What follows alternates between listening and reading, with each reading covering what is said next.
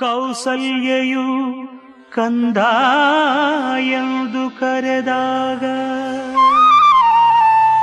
ದಶರಥನ ಓ ನನ್ನ ಪ್ರಾಣವೇ ಬಾಯಂದಾಗ ಹೆಜ್ಜೆ ಮೇಲೆ ಹೆಜ್ಜೆ ಇಡುತ್ತ ಬಂದ ಬಾಲರಾಮ.